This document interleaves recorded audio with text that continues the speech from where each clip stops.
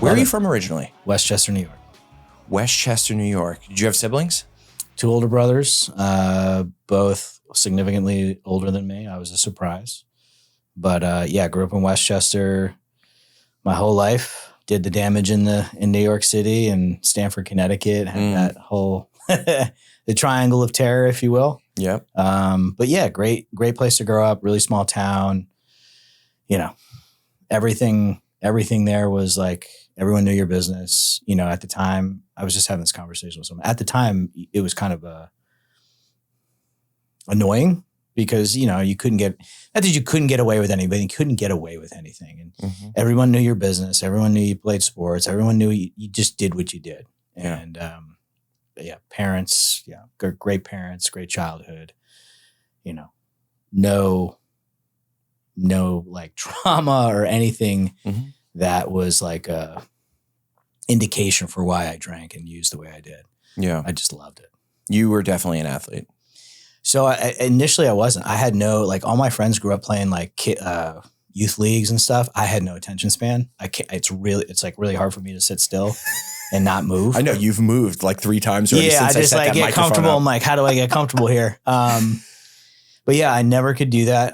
I grew up running around in the woods, catching critters. I guess it sounds so South, but you know, I just love being outside. I love running around. I grew up on a nice piece of property, dead end street, other kids up there, you know, grew up on a golf course, which is now Trump, but it was like a Briar Hall club. So we could play golf. You know, it's just like one of those things you do everything outside and truly like mom yelled out the door dinner and you came running home. Yeah. Like that kind of childhood. So when it came time to play organized anything, I really did. It's not that I had no interest. I just wanted to do my own thing. And I love being outside. I love hiking. I love nature.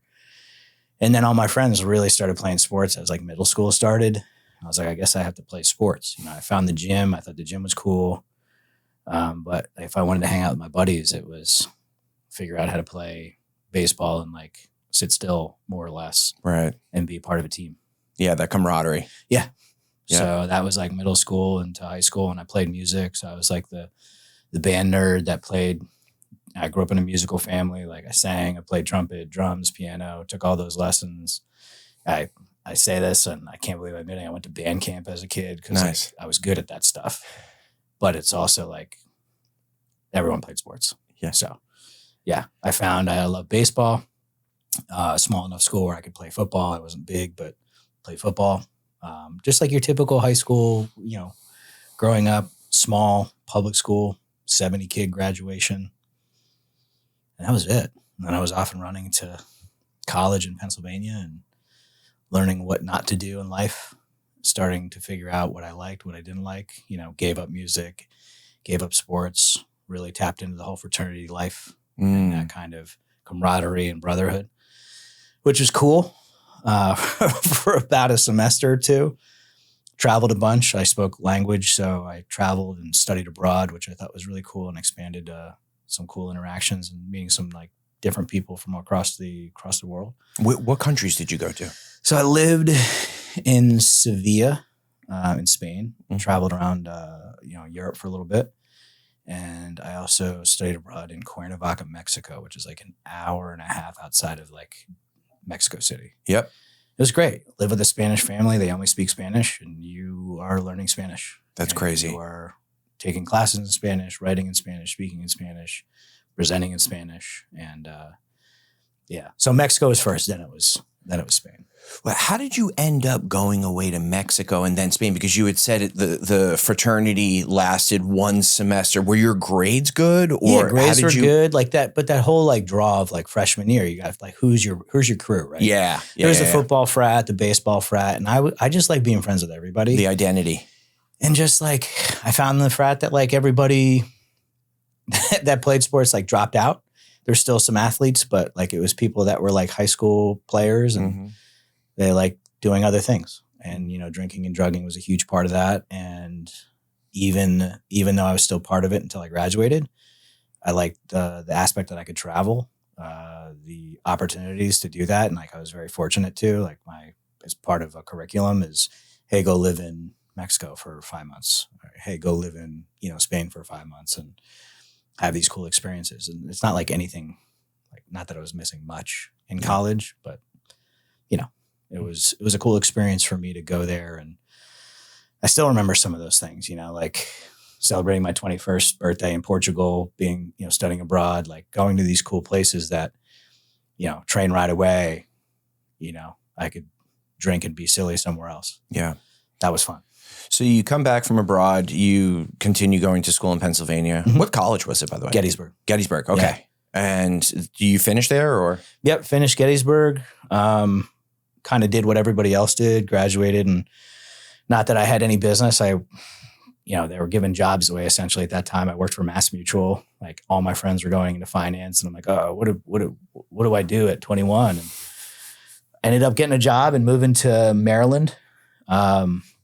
Worked for a couple months, realized I hated it.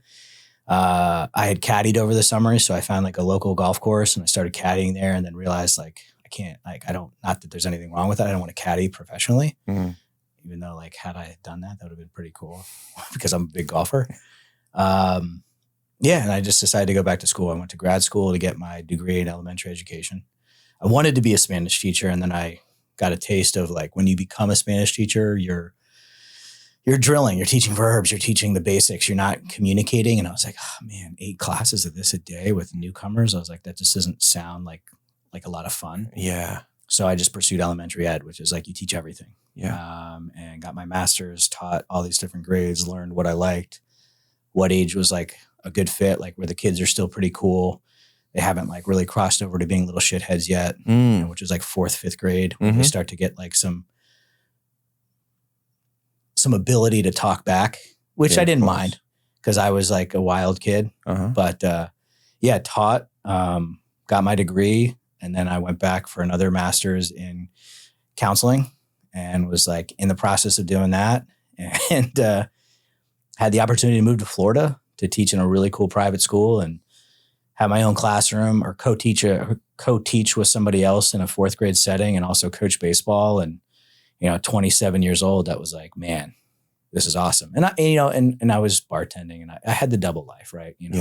Teacher, coach during the day, worked at a bar, bartended, waited tables. Anything I could do to keep myself busy, I would do because I loved it, but it also would keep me out of trouble. Were you doing drugs at all during this time? The entire time. Okay. Yeah. What kind of drugs were you using? Hey guys, quick update. Starting Monday, August 25th, I'm hosting a weekly open recovery meeting. It's for any addiction. Whether you're struggling with alcohol, drugs, gambling, food, you name it, everyone is welcome. If you want to get updates and the meeting link each week, just email me at kevin@riseabovepod.com to join the list. Again, that's kevin@riseabovepod.com. Put Rise Above Meeting in the subject, and I'll add you to the list. Lastly, so that we can continue to spread the message of hope, please drop us a like or subscribe. And on streaming platforms, if you could please leave us a rating, it helps us reach more people. Thank you so much. I love booze. I love cocaine. I didn't find cocaine until I got back. Probably like junior, senior year of college. Like I really started to like my friend, it's like my friends were doing it. Yeah, of course. And I was like, oh, why would you do that? And then I realized why they did it. Then you're buying your own bag. Yeah. And that's how like drinking started for me, right? Like when you're kids, like someone's buying some weed and like you got to be the guy that gets it the next time and you get more or better. Is that comparison and that kind of like one-upsmanship, like not learned, but you just kind of do it. And I like drank because I love being around people, right? I love being around people. I never got to work the doors at the parties because I would let anyone in because if anybody wanted to come hang out, I was like, yeah, I don't care who they are, what frat they're from, what sorority. Like, I don't care, tall, short, fat, thin. Like, if you wanted to drink and party, you were coming in. Yeah. And that wasn't really celebrated much because, you have a limited supply of everything. But that's how I operated. And I thought if I worked really hard, I could play really hard. It never really got out of control until it got out of control and consequences started coming. So it's interesting because up until this point you're about to go into with consequences, you as a kid were a very curious kid. Oh, yeah. And as you described, and then You went into college. Mhm. You studied abroad twice. Yep. Not many people get the opportunity Very to do fortunate. that. And you got 2 master's degrees. So you had this knack for educating yourself, learning more, Mhm. and just out of curiosity, right? To better yourself, stay busy. So, okay, now you're 27, you move down to Florida. Mhm. Where does your drinking and drugging start to kind of clash with that knack for learning and you know, the drive that you have? I mean, it had definitely, I had suffered a couple consequences prior, DUIs, right out of college. And, you know, it's like, how do I drink or use smarter where I don't get in trouble? And I love saying, like, I got sober before Uber. Like, the only other thing was a taxi, and taxis were expensive, and it cut into buying what I wanted to buy. So the consequences were there. But when I felt truly like, you know, I had been approached by family, you know, like that frothy emotional appeal, like, why can't you stop? Like, you have so much going for you. Like, I mean, how many times have you heard, oh, your potential is incredible. Like, what are you doing? Like, my mom would always say, like, you know, you have this, you build up this great life and then you tear it all down in a weekend. And that was like the constant struggle of like building up and tearing down, building up and tearing down. And it's exhausting. And family was exhausted. Friends were exhausted. You know, like, you go to a place and, you know, your haunts, right, where you like to go. When you piss people off, eventually you come back to that haunt after some time and think hopefully everybody forgets. But everybody's like, dude, you're a maniac. Like, what are you doing? Yeah. Like, if you're going to do what you normally do, just don't come. Just stop coming around. And that becomes hurtful. And you find other groups. So I was always like finding other groups and younger people to party with because no one really saw what I was doing as an issue. I was just like the drunk guy, you know, and I wasn't a fighter. I wasn't a rage guy. Like, I just was like having a good time and blacking out and having fun and ending up in places that, you know, I shouldn't be in. Yeah. And, you know, the consequences came, you know, and not because I was belligerent or, well, I mean, I shouldn't say that. Not that I was seeking, not that I was seeking out to be, I wasn't fighting cops. I wasn't, you know, starting fights. I wasn't like being over the top, but like, I just like to have a good time. And it just, you know, I stepped over the line. I don't remember when that was, but, you know, I never drank. Like, I never needed to wake up and drink or do drugs. But, you know, once it was in front of me, I would just do it until it was gone. And then I would keep going until I found more or I blacked out and woke up wherever I was. Yeah. Yeah, I got down here and I found Atlantic Avenue real quick in Delray Beach, you know, was staying with a friend. And the next morning, a friend was like, hey, man, like, you can't do that here. Like, you're a guest in my house until you find your own place. And this is how you act, like, find your own place faster. So I did. And I left.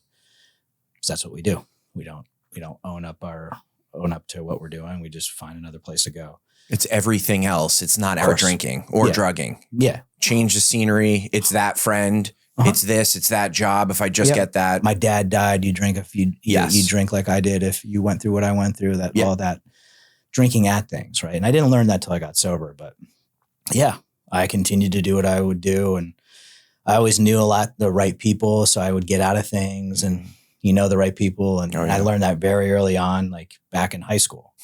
Like, you know the right person that's running the town court, and they're like, you know, in their mind, they're like, oh, Maddie's a really good guy.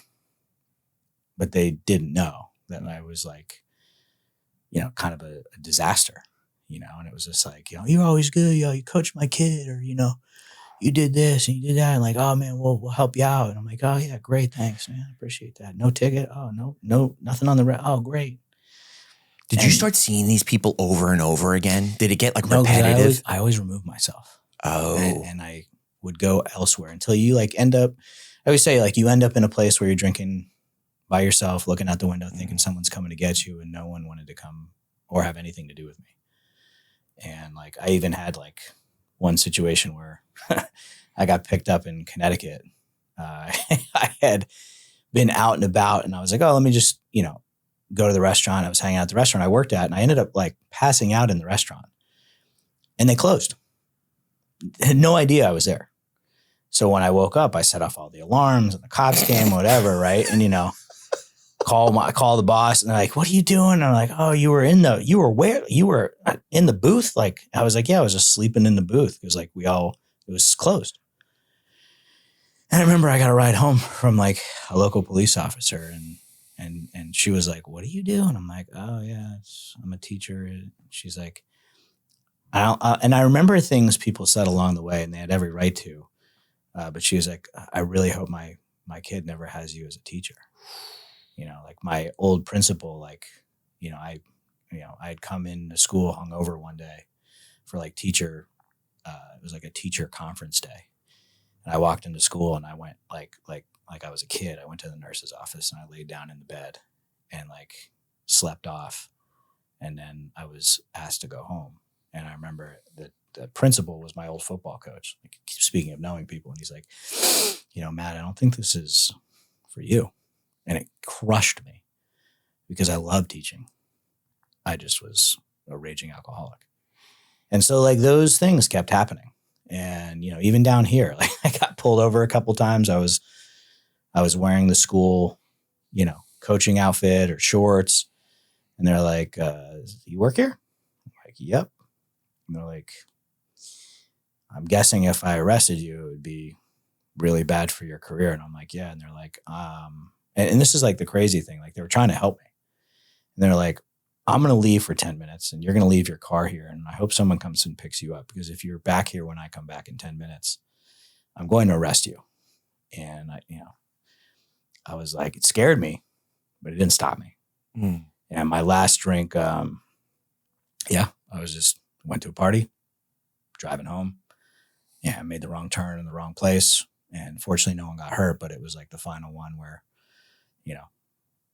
I ended up in gun club, and I was like, after being stripped and searched and jumpsuited and general population and very scary people, kind of came to in gun club, praying. It's like, I share this often, like my eyes were so closed. I'm like, I hope I'm not where I think I am.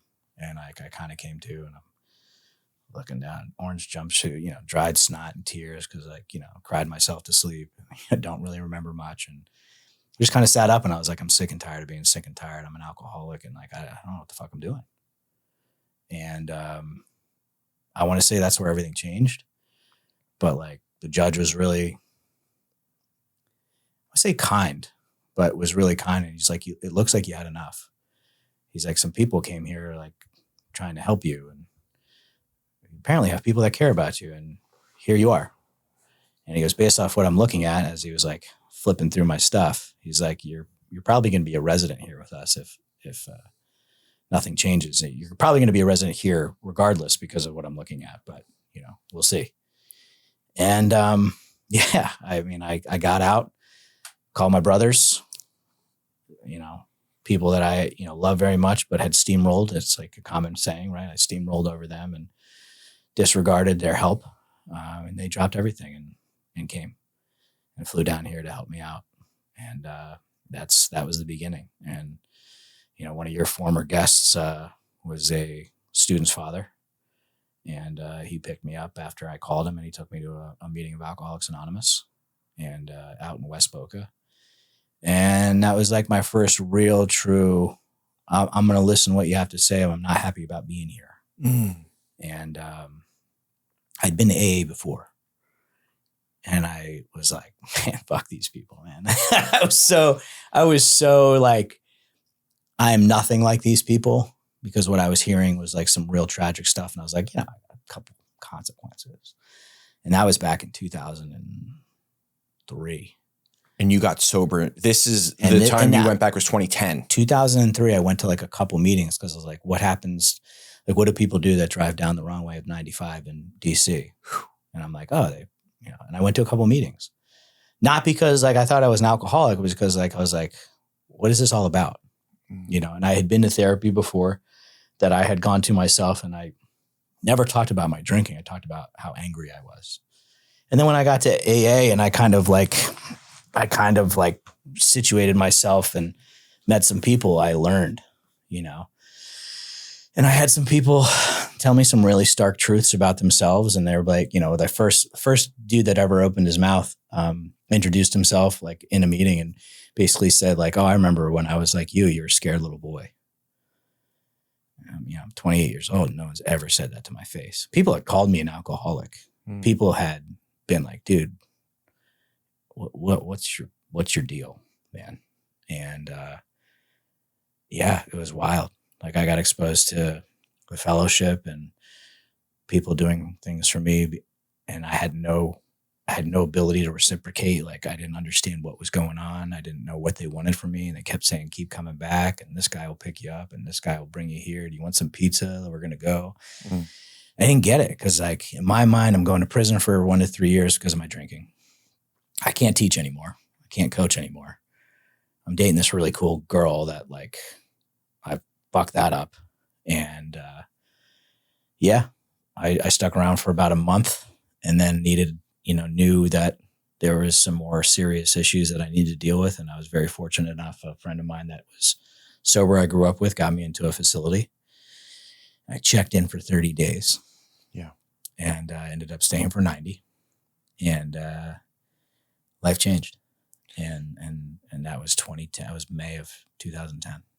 What were some of the things that you, if you can disclose it, some of the things that you went into treatment for with 30 days sober that you had to work on? Ah, man, there was a lot. I had never really processed my dad passing away. It was something that, like, I knew, like, when it all happened, I was able to be there for my mom and my family. I didn't drink. And it was a couple of days of being home. Like, he was at home in hospice. And I remember at that time I was no license. And, one of my issues had, I'm in Connecticut. So my brother had to come pick me up. It's like 30 minutes away, bring me home. And, my dad was in hospice. So, like, we had celebrated my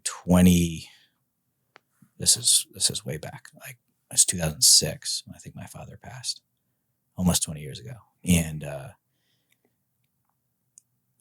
we had celebrated my oldest brother and I had the same birthday, and he was alive for our birthdays. And then several days later he passed. And I remember, and we knew it was coming. And I remember just going home, seeing him there with my mom. She left. I had my time. And then I was like, I don't want to be here when they cart him out. So I left. I went to the gym and, like, tried to distract myself. And then I said, all right, you just got to hold it together for a couple of days. Like, you can do this. And it was nice because, like, family and people were coming and going, and it was time to be with family. And then the minute I finished that and left, and everybody had been done, and I had to go back to Connecticut and go back to life, it was, how much can I consume to kill the discomfort I'm feeling? And I didn't learn that until I got sober. I just, remember doing that and just going to the bar and people being like, hey man, you okay? And I'm like, yeah, just, like, let me do me. And that was, drinking as much Jameson, as much beer, as much cocaine, anything you put in front of me, I would do it because I didn't want to feel. And I was angry. I was afraid. I at that time I was 25 years old and, like, working really hard. But in my mind, I'm like, what am I working hard for? My dad worked hard and he's dead. And he was a good guy. And he never did anything wrong, but I heard him curse once in my entire life. And he hit his head on something. And, like, he didn't know I was there. And when I heard him say fuck, I was like, terrified. My dad, and he was a soft talker. And he never yelled. And, I looked at that as, like, how does a guy like this get taken and be stricken with cancer for years after working so hard and doing the best he could?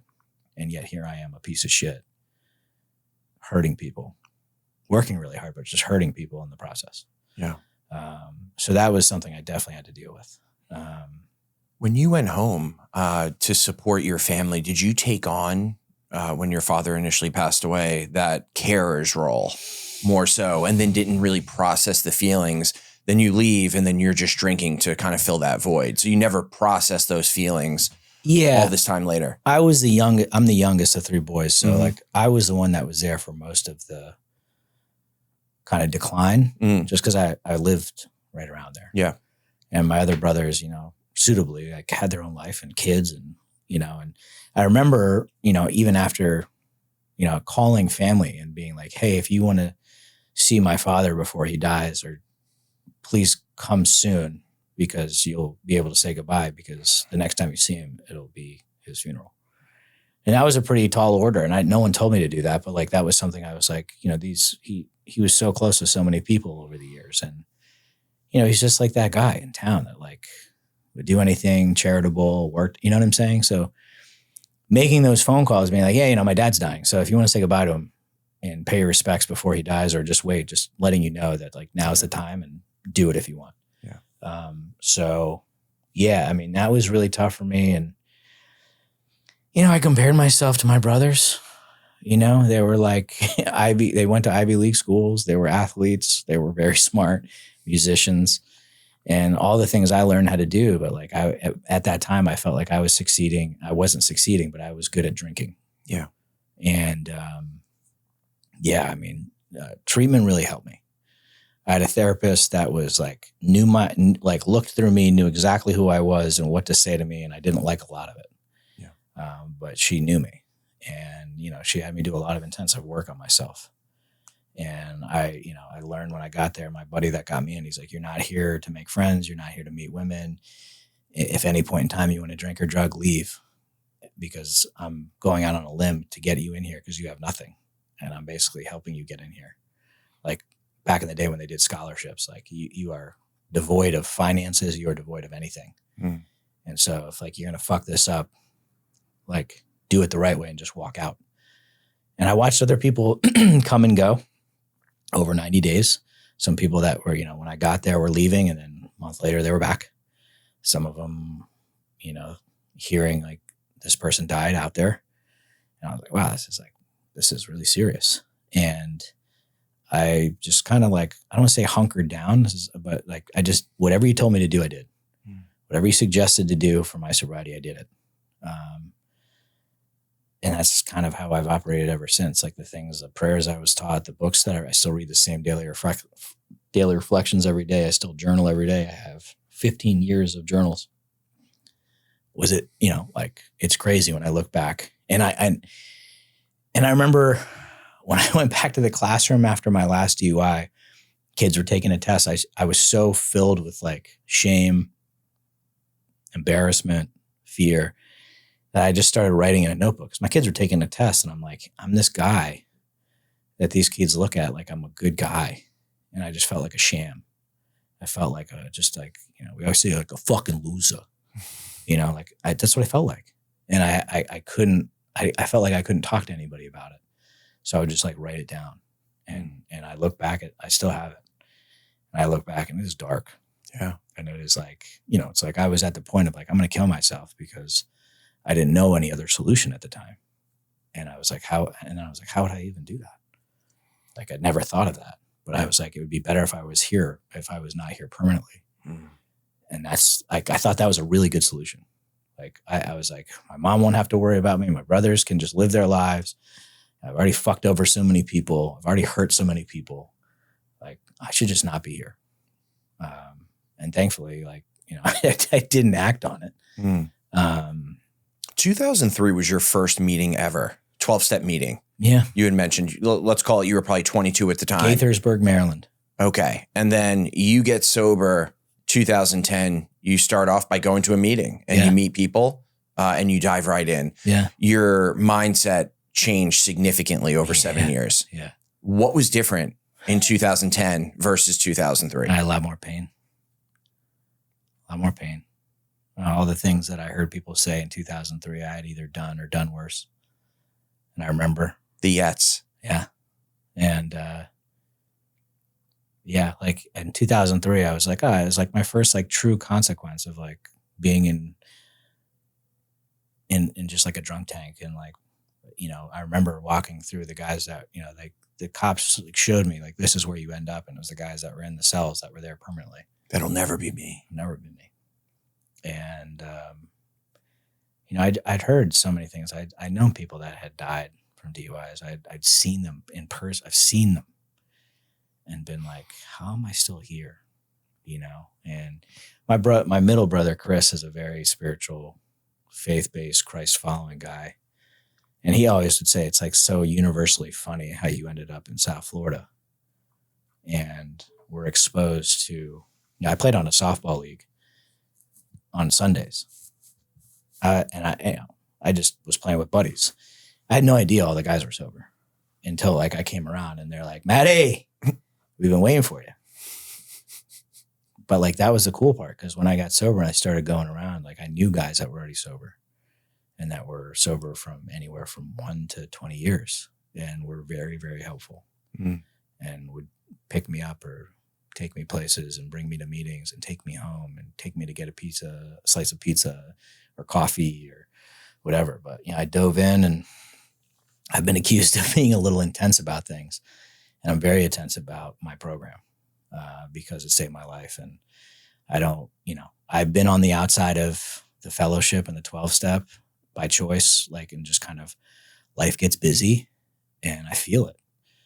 And, the girl that I was dating, I ended up marrying her, and she's walked through this entire process with me, and she knows when I'm a little off, and she's like, what's going on with you?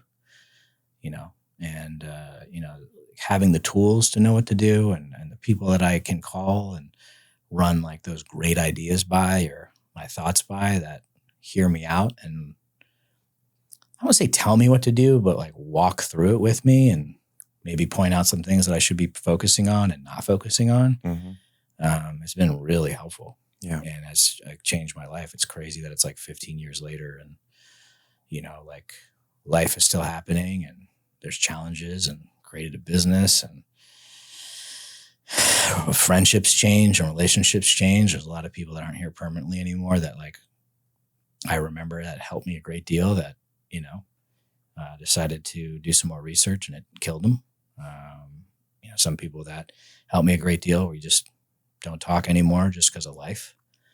But life is infinitely better than before 2010.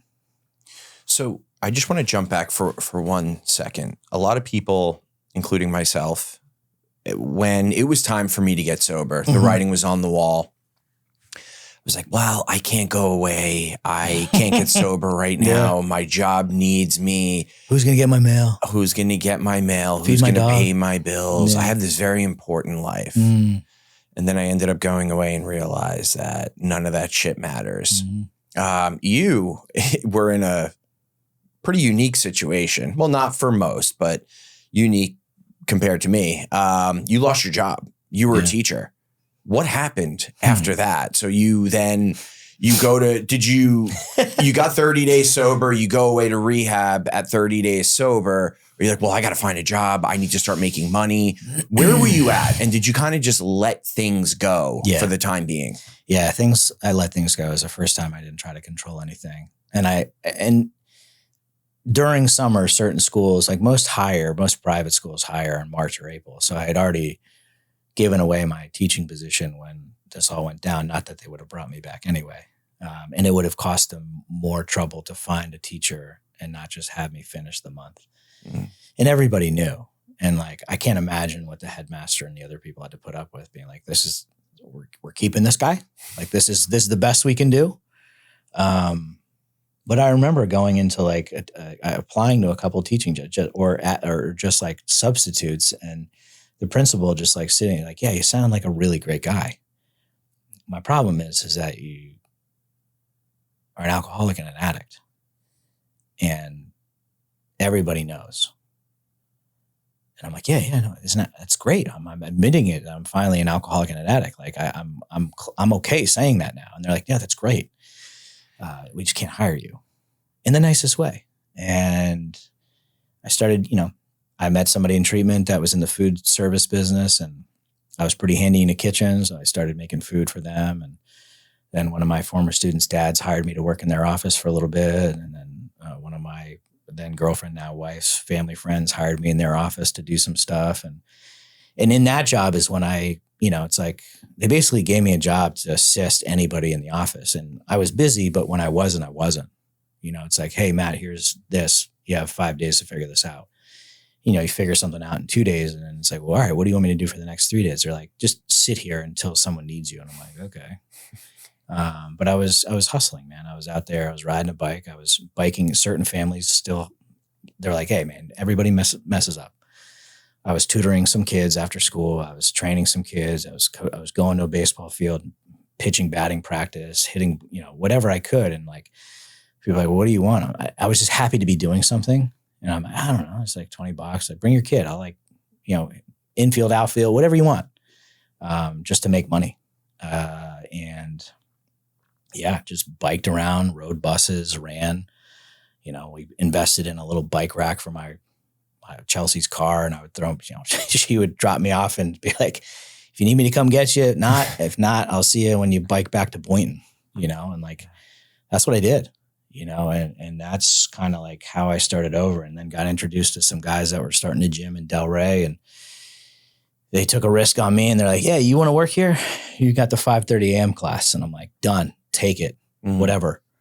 And I always woke up early. So like, I was like, great, start my day with this. And then I go to a meeting, and, and then I had an opportunity to work in treatment, because treatment helped me a great deal. And I worked for the center I went to. It's no longer around, but worked there and worked in admissions and talked with families and helped out. And a couple of years into that, things changed that I didn't align with anymore. And they still help people, but I was like, this isn't for me. And I was still training, and I was still making these little peanut butter snack bars. And I was like, all right, cool. I'm just going to go back into fitness and do that again. And I had built up enough couple years of people knowing me. I started training again and working 7 days a week. Didn't matter what time you wanted to train. You wanted to hire me, I was there. And between that and making these little peanut butter bars and wrapping them and sharing them with people and selling at a couple accounts and juice bars, that's all I did. Like, I was doing fellowship, I was working in a gym, and I was making snack bars. And yeah, I mean, like, that was like the first 3 to 5 years of sobriety for me. What year did you start with the peanut butter snack bars? I did in 2011. Okay. And again, I wrote everything down in like a notebook. And I was like based out of my kitchen. So I was like making a mess, and my wife wasn't too stoked about that. Or girlfriend, now wife. I was like, have to go back in timing. Yeah.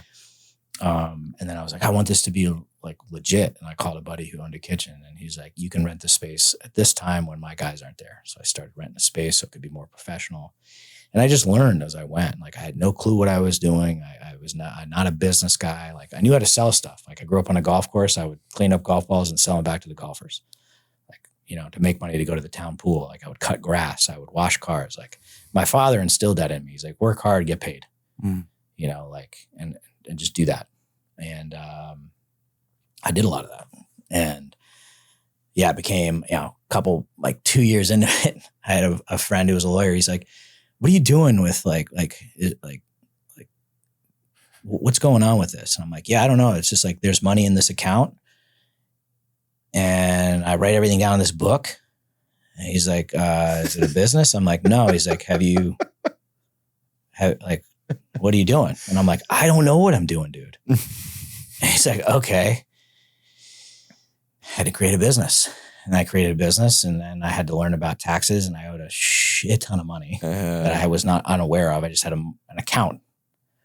And my wife wasn't really involved. Like, she didn't even really know to the extent of what I was doing, just like I was doing it. Mm-hmm. And we got all that figured out, and kind of like as I was going, I was paying off student debt from grad school, and like, from working in the treatment center and doing really well, I was able to, pay off my debt, and I was able to pay for our wedding, and like got married in 2015, and just like this crazy things just like kept unfolding, and people were eating the bars, and we got in front of Whole Foods, and Whole Foods was like, this is great, let's do it. And a year went by, and we finally get in the shelves, and then they expanded us. And it's just been a process, right? Of just like essentially listening to people that were way smarter than me. And they were like, hey, do this. It might work, it might not. But like, this is the way you should do this, and this is the way this should work. And you'll be okay if you do that. And I kind of learned that, like in the fellowship, right? It's like we practice these principles in all our affairs. And like, I was really able to understand principles because it was one word. And integrity was a big word for me, because I wasn't a man of integrity for a long time. And I was raised that way. And I always thought of that word and my father in the same, like together. And that's how I operated, right? You know, like something went wrong with if someone was unsatisfied with an order or something, tell me what's wrong. Let me refund your money. What, you know, like just, that's how I operated, you know, same thing. Like everything's down by the book. Like I write everything down in case someone has a discrepancy. I'm like, here's what I have. I was even like that when I was a teacher, like, and I was taking notes on like the students, good or bad, you know, family, oh, you're picking on my kid. I'm like, I have a record of everyone in this classroom, good and bad. I'm not picking on anybody. I just write it down so I understand what's going on and like I can reference it because shit happens all the time. So yeah, I learned that, you know, and I learned this process just through trial and error. What works, what doesn't work. I didn't create the bar to be a business. Like I'm very clear about that. Like I had no fucking clue what I was doing. Sometimes I still don't, but like I say that and someone that would be a business coach would be like, stop saying that. Like, you know what you're doing. And before I used to say I didn't know what I was doing because I was drinking and drugging like an asshole.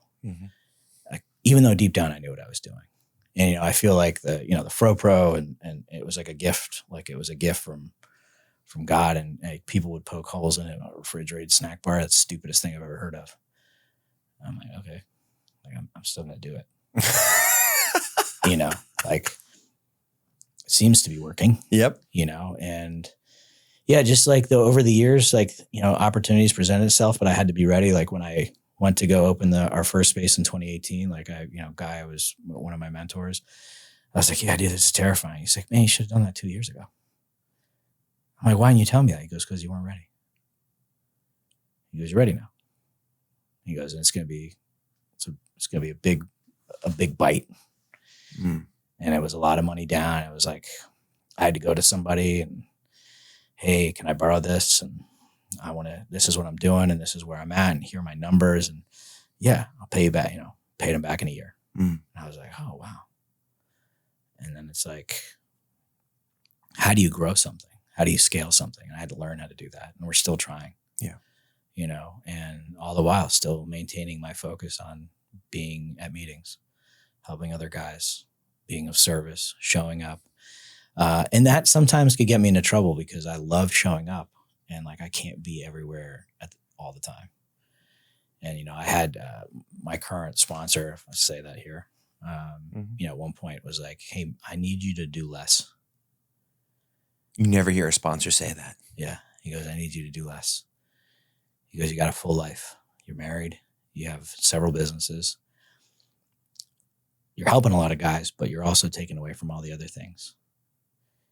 And I had to learn that balance, you know, and he's like, this is what, and he told me what to do. He's like, this is the amount of guys you work with at a time.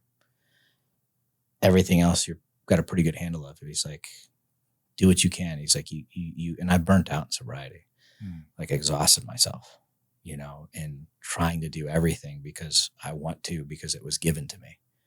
And I took for so long. I never wanted to be ungrateful. Not that I felt ungrateful, but I was like, if it was an opportunity, I would go do it.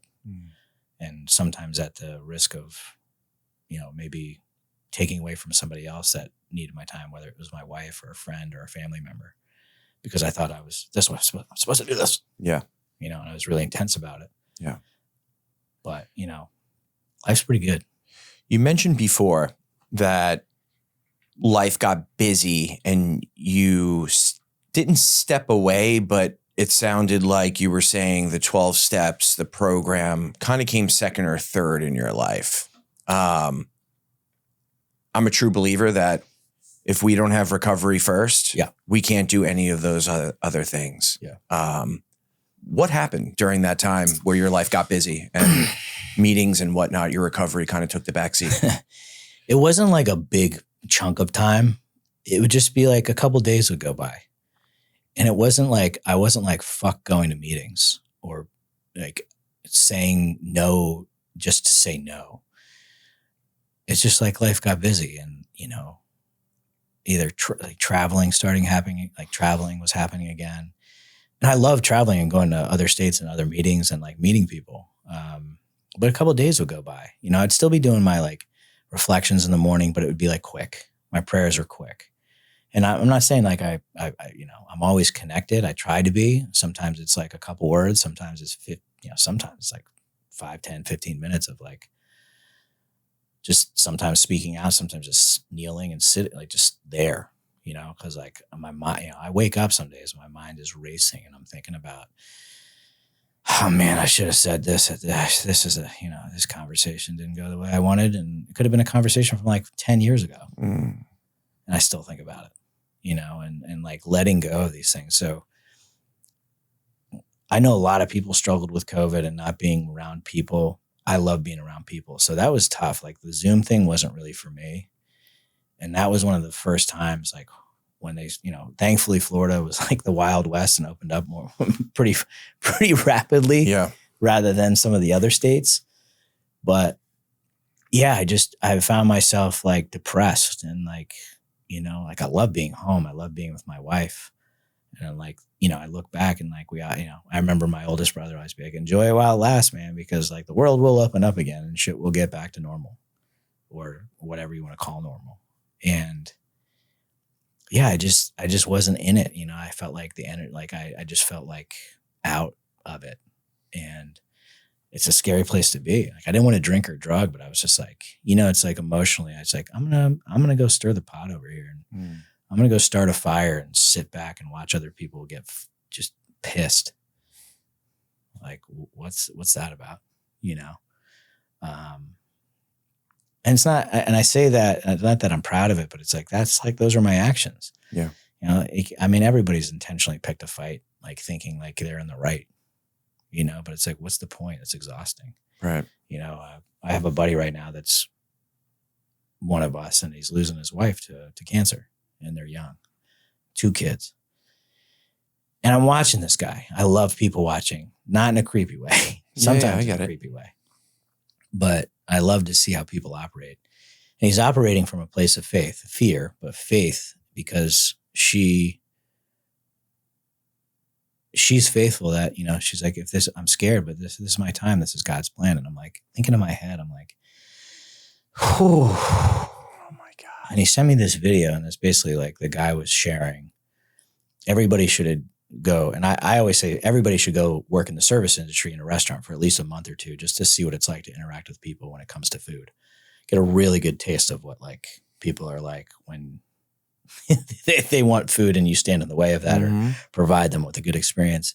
This guy basically said everybody should go work in hospice for a couple months and see the end of life. And like, I don't know if you read books or listen to podcasts, but you listen to people that are on their deathbeds and their biggest regrets are, I wish I spent more time with family. I wish I didn't work as hard. I think are the top 2.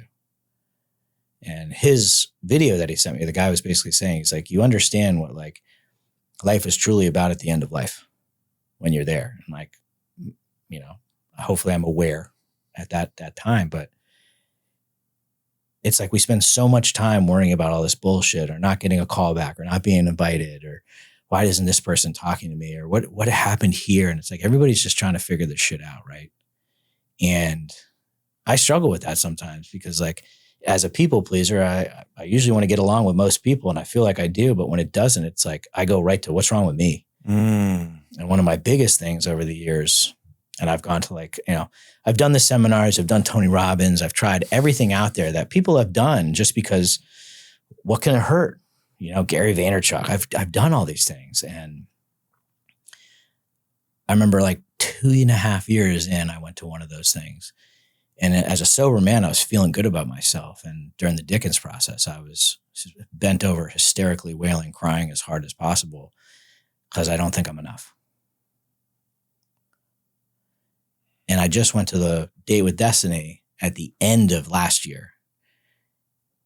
And even though I'm like, at that time, I'm like 14 years sober, I'm sitting in an arena where we sponsored the event where I watched 8,000 people at one point stay in the room and eat a FroPro because that we gave snacks out.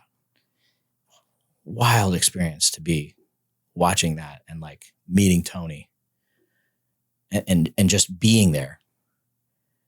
But I still had that thought of at the core of my being is I'm not enough. And I'm like, it's still there. Not as strong. It's still there. And it's like, how much more fucking work do I have to do myself for that to go away? And I don't think it'll ever go away, right? That it's always going to be there. And it's always going to fuel me to do the best that I can at all times. And to sometimes to the detriment of myself, right? And I guess it's just like I'm built that way, or that's like my DNA, like I was always told, like everything was always celebrated, like no one, like, but I'll never forget. My mom was always like, congratulations, this is great, but stay humble. This can go away. And that's where that like, what next thing comes in. And it's like constantly in the back of my head. Well, what's next? And I have people in my life, they're like, dude, like stop and smell the roses for a second. Like calm down. Like I call someone and they're like, hey man, you know where your office is? Remember in 2010 when you're driving home from gun club, I literally, the road back to my house is like the road I was like thinking about, how am I going to kill myself when I get to my house at the end of this road? And they're like, hey, remember what that was like and where you are now, which is really helpful. It sucks to hear.